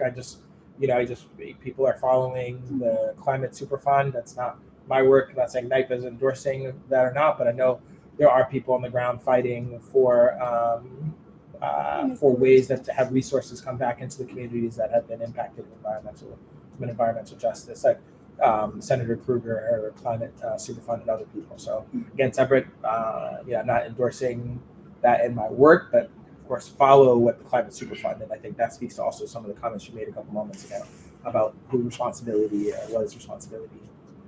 And there are other states who just passed the climate super fund. Mhm. Vermont just passed it. It would be great if New York did. It would hold polluters accountable to pay, basically.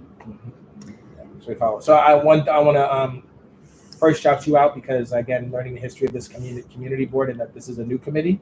So I mean that genuinely. And two, I'm sorry that I couldn't make the last meeting because I was in Albany and the train got delayed. And three, for giving me the time of day and asking really good questions. And I know you're very well versed and care about this space and have worked in this space. And again, Nos Quedamos. And I see you lead the meetings and on the board, and I'm pleasure to meet you. So I'm glad. What I hope ultimately is that again, like I'm in like YPMJ, like I'm in different parts of the Bronx, building relationships, building collaborations. I think, and so if there's a way that I heard you on the accountability of definitive peace, and like I think there's a way that I can bring experts to this committee or to the board. Like I'm collaborating with different organizations. Understandable, some organizations might be more interested in collaboration. Some might, from a history standpoint, might not be interested in collaborations, right? You also have the tools to work on your own problems, like as you said. But I'm open to and really would like to find ways that I can support the education, support the work that's being done in ways that like make sense and are based on the ways that you want. And so I'm happy to have a follow-up conversation with you two and share to see if there's any ways to do that.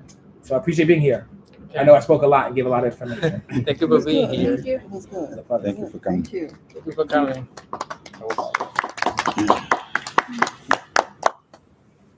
So we're going to keep going with the new business, right? So we had to elect a secretary, and then we had to nominate for vice chair. So for vice chair, it cannot be a current community board member. That means it's only 3. three. Yep. He was what? 1, Three. 2, 3.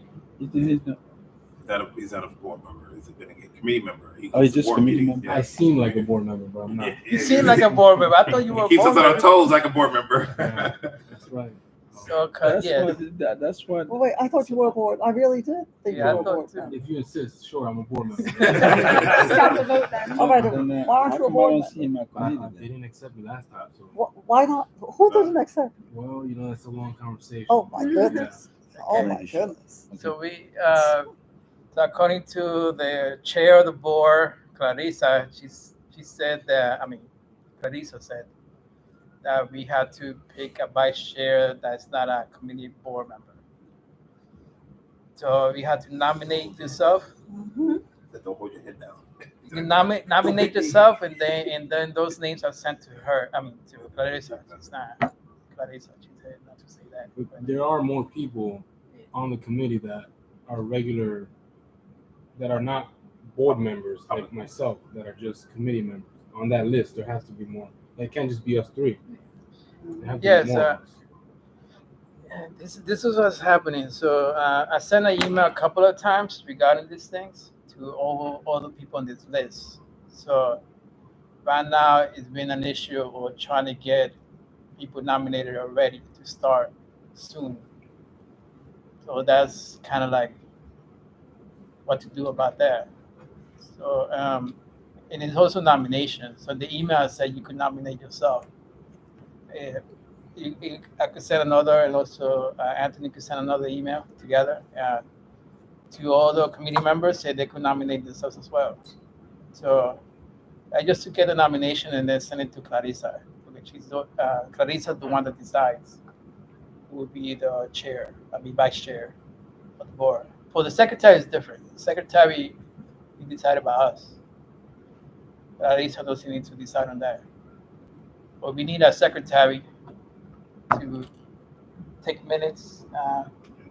If I can add to that, Mr. Chairman, so the secretary of the board is very easy. We have our AI system that pretty much takes notes electronically. The secretary, working with the chair and the vice chair will just review the actual notes as the AI system took and summarize it using the information that's provided before it's presented to the chair for approval, to the committee chair, and then to the full board so that so we're moving from that to be staff more supporting it instead of that be a staff function, and that the committee is taking care of its own operations and stuff. And the vice chair, of course, as the chair mentioned, will be the person if the chair is unavailable to facilitate the meetings according to the agenda presented in advance. Thank you, Mr. Chair. And just one thing to include, so in a general meeting that we had to report, the vice chair, if I'm not there, they could report. That will be their role to report at the meeting, so in case I'm not there. So that would be another role.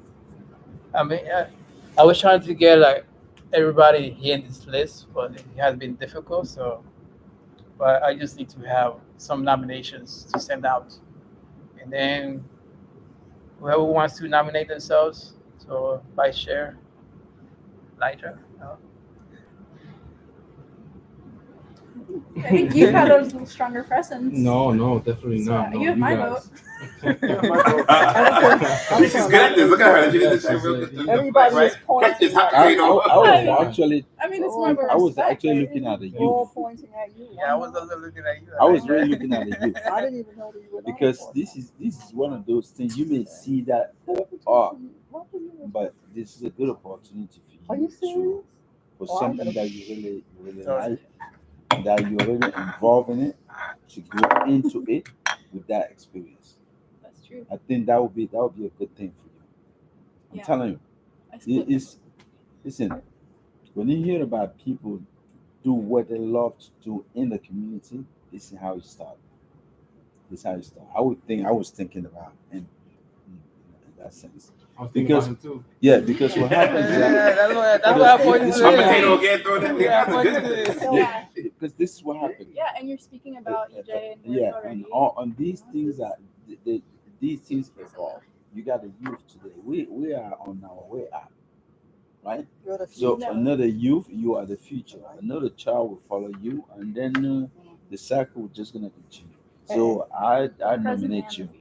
And you know what? It's not that we all want to pressure you, but you know what? Your Let me shiny say side. something very slight. I know it's late. I told him how wonderful representation he made. Mhm. Remember the environmental president?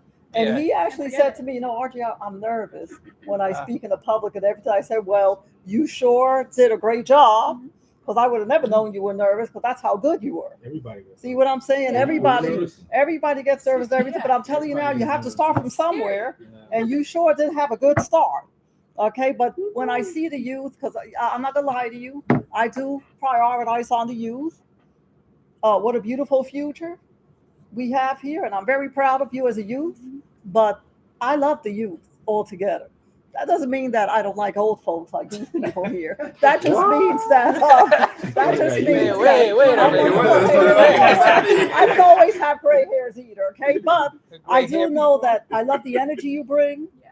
I love the stamina you bring. And I just love all that. Even me, look, I went through a personal experience with technology. You know what COVID made us all do. I hang around the youth. They told me everything about Googling this and got me on Facebook and Instagram and all of that. Now I'm really kicking. You see what I'm saying? Make me feel like You got a Facebook, aren't you? the teenagers got me into all that. The teenagers, listen, you hang around these teens, they'll put you out there 1 minute, okay? They taught me about Facebook and FaceTime and Instagram and all of that. Sleep on it. So that's why I make sure I hang around folks like Is there you. a nomination today? Mhm. Is there a nomination for the former chairman? There might be consensus, Elijah. I feel like I'm nominating you, Elijah. Huh? Listen, Okay, I want to say something. I want to say something real quick. Mhm. Yeah. I appreciate you guys thinking of me to do this, but in all honesty, I'm not as passionate as maybe you and yourself on environmental justice. So I'm here. I like what we're going to do, like what the committee is about, but that isn't my strong suit. So I would rather defer to someone else. If I have to do it, I'll do it. But I'd rather someone that is more passionate than I am, has more knowledge than I do, to fill that position. So. Go eat. All experience is knowledge. Oh, that's listen, true. we're behind you, okay? Listen, try it. You just keep But you may like the power to the keep point the where chair you in may good not health. want That to way you get don't it. have to be keep him in good health so he can come to me. But Mr. Chair, is there a nomination from the floor? I nominate him. I'm nominating Who's second? Elijah, and then who I'm else? gonna second it then, Second, who because else? I love Elijah. I Elijah, actually, do you accept your nomination? do you accept It's a it? nomination. There you go. All right. Look at that. Mr. Vice Chair, congratulations. So, You know we're gonna be behind you, and you know whatever you do, anything, you know. there you go. You see? Yay! There There you you go. That's right. I can see you with a gavel. Who knows? No, One day you will be a judge. One day, really put things in order. Is already there? I'm telling you now, Put it you're down. already on your way. Okay. go. Don't let the power go over your head. Don't be a Julius Caesar. But he's good. I No, know. no. Congratulations, all the best, and the board and the staff are here to assist this committee to be I'll help strong you out. and to be very passionate. Congratulations. That's wonderful that we for have a making that youth happen. here. And Oh, then that's Is that wonderful. the youngest? Sorry. that is the The youngest Wow. vice chair. Wow. Oh, Don't you Hey, see when everyone with a little bit of gray hair? I don't Don't know. you see everyone with a little bit of gray I hair? used to be the youngest. And then When did your gray hair start again? 25. Oh, 25. Might start a little early. That's Okay. just called salt and pepper. That's what it's called. Yeah. It's actually the style. Secretary. So the secretary is next. So Nice. yeah, everybody's quiet. You try to disappear this time.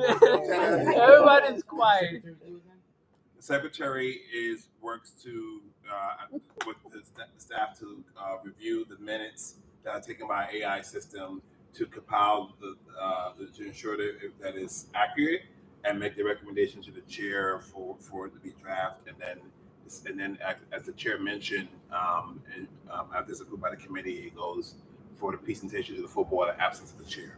So we write the system writes the minutes for you. You just say, does this make sense? Because we know the AI system is still being perfected. But am I saying correctly?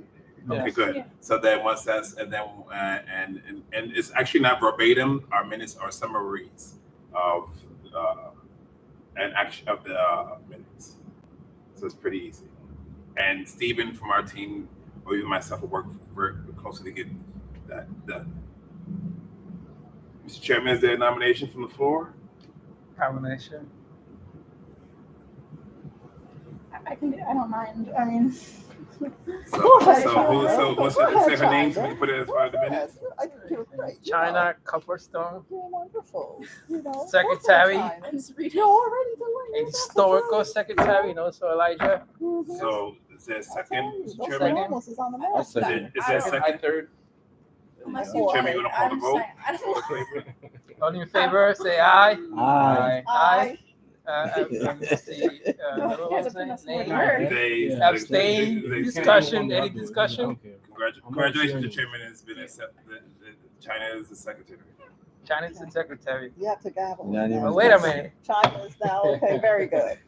So the secretary and again is Elijah to make is that the the vice chair. agenda Very is ready and set for the committee meetings, and so working with Stephen to talk about presenters and making sure that all the information is received using the format that the committee already established for presentations, and it's pretty simple for preparing for the meeting. The team gets together, if not a week before, at least 3 days before each meeting to prepare the agenda for the and the chairs and the team will just make sure that we give you everything you need in order to have a robust meeting. Thank you, Mr. Chairman. Awesome. So, click. The action item is a green map survey. Let me see if I can put it together. We have to swap out. I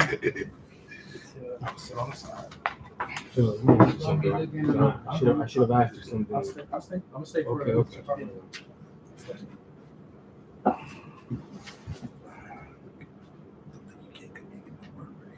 Put you to work. It just went quiet. Uh, Everyone just went quiet. We got real quiet. We got real quiet, didn't we? But it's okay. That's okay. I'm gonna go get some water. I'll be right back. I'm just gonna get some water. You know. I'll be back.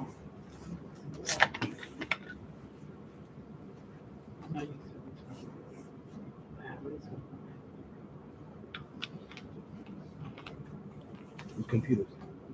Huh? That's the board's computer? That's the worst computer. Somebody's gonna be looking at my password. You want to turn the screen up? I'll do it. Well, Don't take the focus thing out. I'll put my hand there It's gonna burn you. in the classic way. Where's the? Oh, right Right here. there, yeah. Oh. Defocus it. Yeah. Did it burn you? Was it that powerful? Almost. Yeah, You put the password. Yeah. Well, let me know when you want me to flip We're it. done after this. Huh? It's over after this. Time for me to virtual meeting. I'm sending that in our work group chat.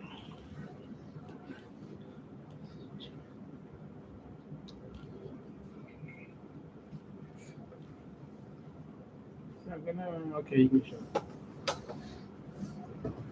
So, what this does, he has the screen map, right? The laptop is blocking.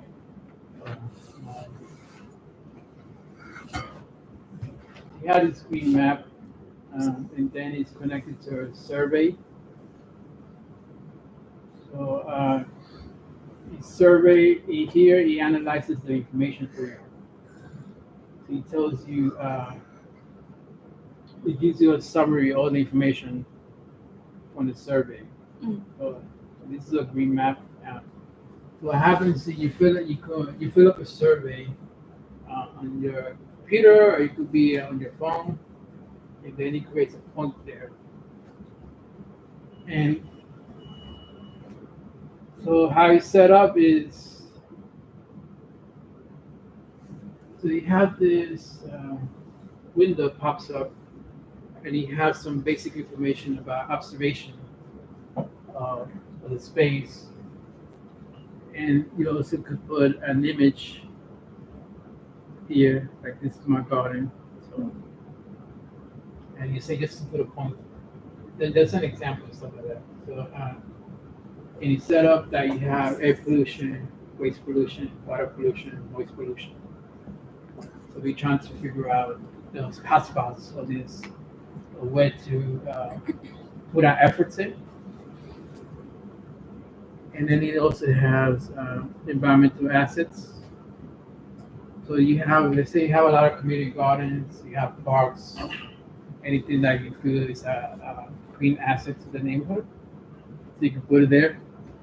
And I'm going to try to see if I can show you the survey.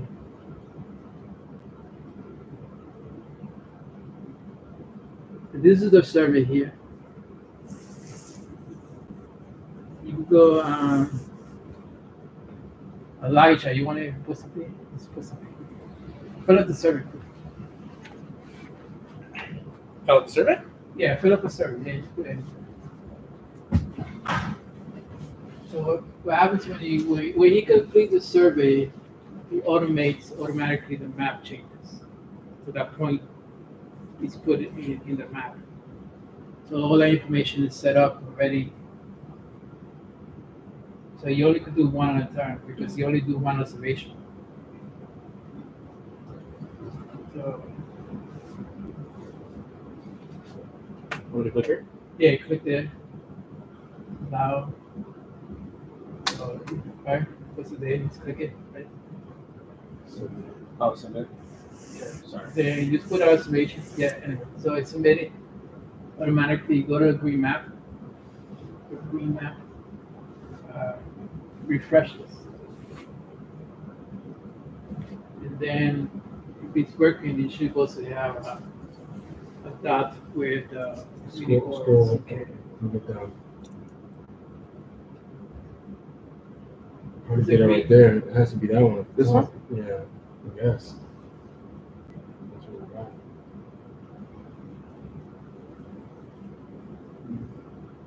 Whoa. Anyway, it's so when it refreshes, it has to This is it. yeah, noise pollution, green infrastructure. That's what it put. Mm-hmm. Yeah, so it automatically populates the information. It does that. So the reason for this is a pilot and also a proposal because I've been in the board for 7 years. Then a lot of time there's no way to know if we actually progressing in something because it's very reactionary. We used to just react to the situation. But in this case, it's actually how do you measure progress? What's the reason for the analysis? So then you jot down all the information, and at the end of the year, you could do a report saying this is what's happening, and we actually making some progress in this things. I know China. You mentioned about Diana Yala mentioning about 311, 311. Mhm. So, Yeah. so they had 311, but 311 is from the city, where we like they centralized there. But this is supposed to be like participatory GIS, meaning community members, people participating in the process. But right now, the idea is to first go to organizations. The only reason for that is because it's just a concern of the pictures, that people not put inappropriate pictures. Oh. Because to start first with, let's say, Nos Quedamos, maybe they have some youth that they could go around the block, just record, put a picture, take a picture. Oh, that's the observation. Yeah. Pictures. Yeah, Okay. that's what the observation is. So, and then you go around and things like that, and then maybe when Department of Sanitation or whoever it is comes, you just show them the information. This is what's happening in the neighborhood. Say, what are you doing about it? And another thing too is really like we have the dates, so you could figure out when things you have a lot of things happening. So they say you made a observation at night, and a lot of trash is happening at night, and then you have an idea what's happening. Because I walk in the neighborhood during the day, you don't see a lot of trash.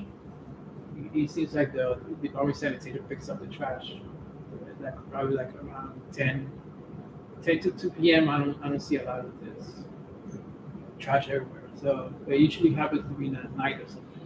So, this is our proposal, and I just showing you it's an action item. So it will be presented to the president's office, see what they say, and then work with Sanji to embed it in the website. So instead of having it on my end, because this is my software. So then bonus power president has the software. They do GIS stuff. So they build it and then they maintain it. If they want to. If they don't want to, and then I could still maintain it, right? Because that's part of my nonprofit stuff. So I could still maintain the website if they decide not to do that.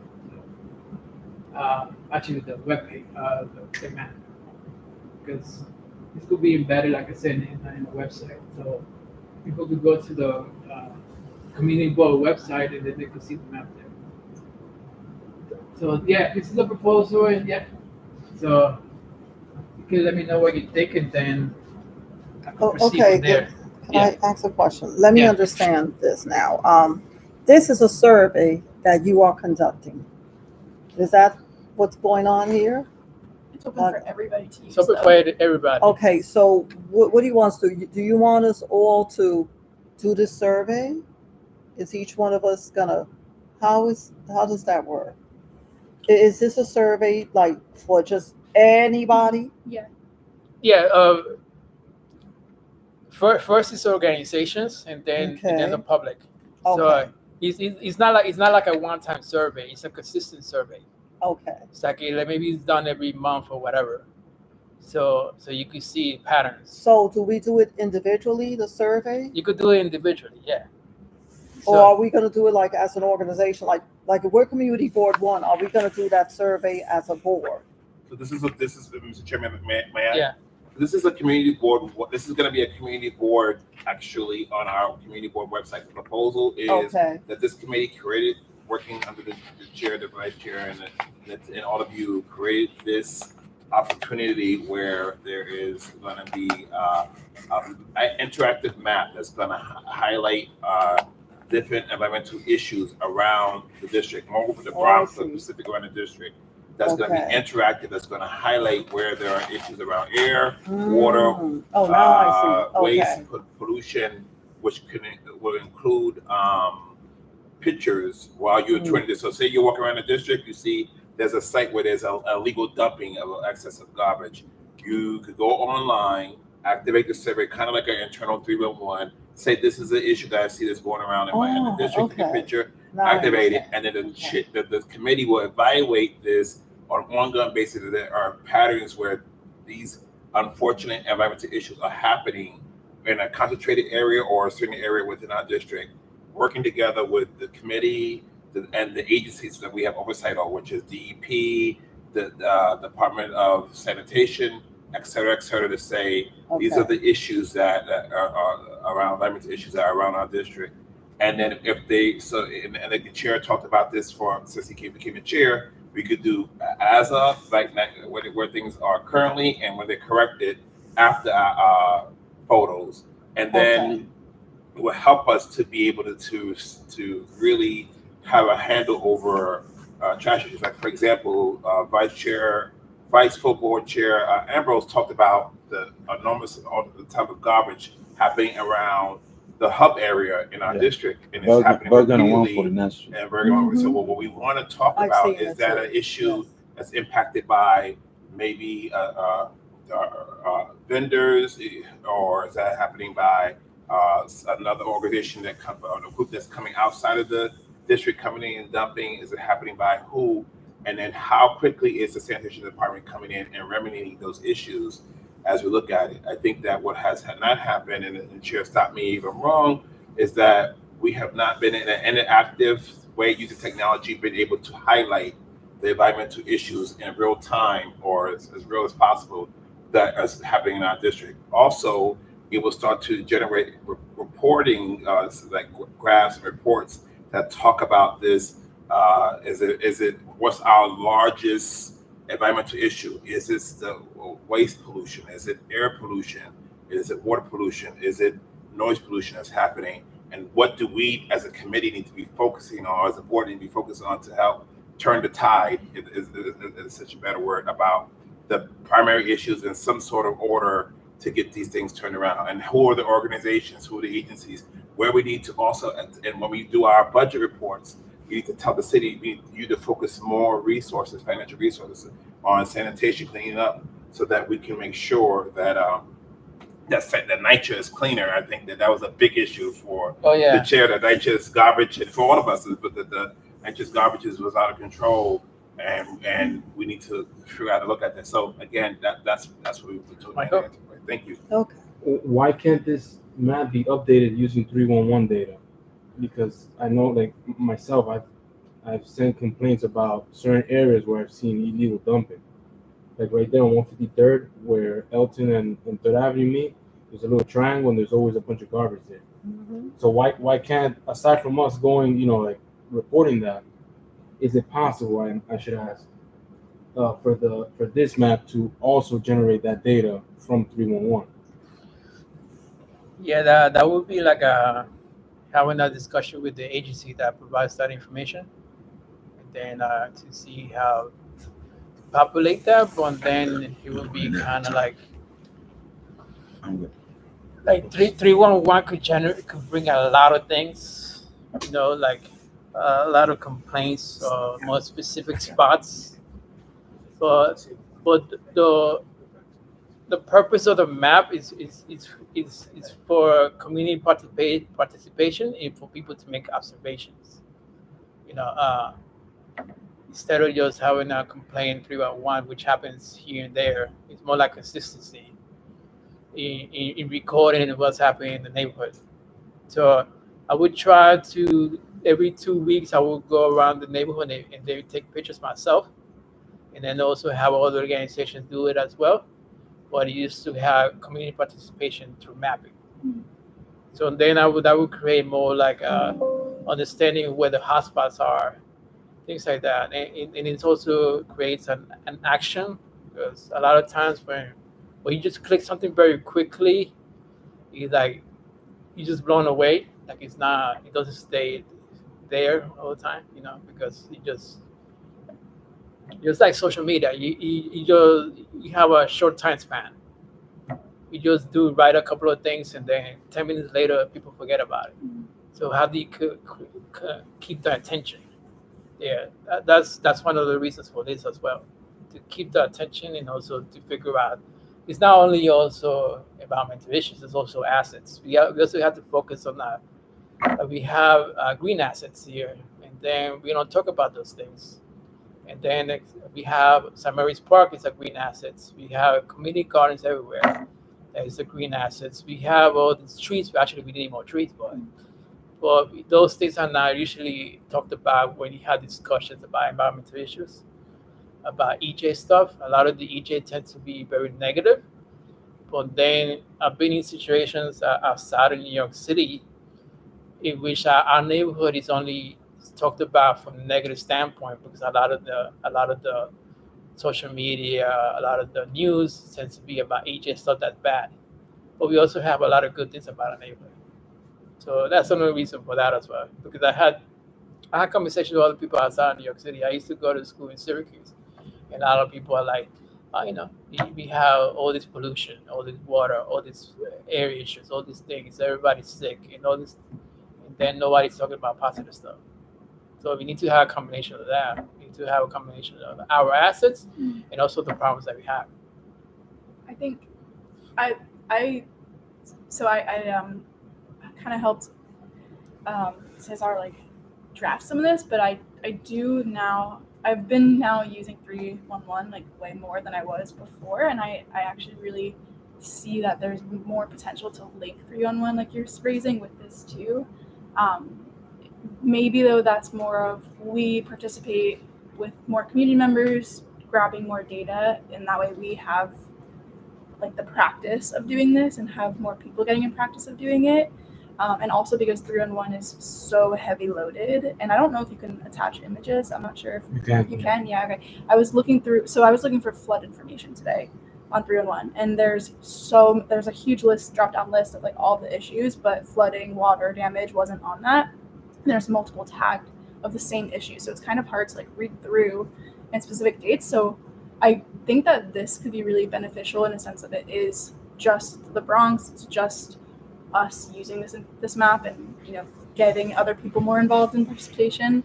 But then I'm wondering, like Michael said, is there maybe a way for us to create like sorry, I'm losing my voice. Like an action item after maybe like every week we make sure we're looking at the map and seeing if there's a complaint that needs to be tagged to a department so that this isn't replacing 311 without getting the complaint to somebody who should address it. Like maybe is that going to be our responsibility to uplift what we see of issues if we are also drafting issues and then tagging the service request of a department if that's what it requires? Yeah, the first thing is what the Bronx Borough President Office thinks of it. So they might actually shut it down. So I don't want to say that they're gonna put it up. So also they might have questions about what you say. So what are the outcomes? So how are you gonna use it? They might have these questions, but I mean the proposal just to have a pilot map, for people to start thinking of using participatory GIS, for us to actually take action on these things. That's just another idea, another way of thinking about this, because Clarissa said we need to have action items. So, and then as a GIS person, I used to do participatory GIS through Hunter College, the urban planning through participatory GIS, and that's where I got these ideas from. It's like it's engaging community, and sometimes when you put a picture and they actually do something about it, people feel something about the action happening. And also, if we do it, well, that's the key part. If we do it, that means the Center Community Board is doing something. We're actually doing something. We're not just reacting and just talking. Yeah. And I think I want to build with what the chair is saying. This also allows us, when we don't have access to quantify metric-wise what the issues are environmentally in our district through the 311 method. This allows us to use that information to quantify it so that we can say where things are statistically in our district. Like, for example, how many potholes to where they're at, to how is the Department of Transportation, are they on track in releasing their resources to make sure that we can alleviate that? Or is sanitation doing, is DEP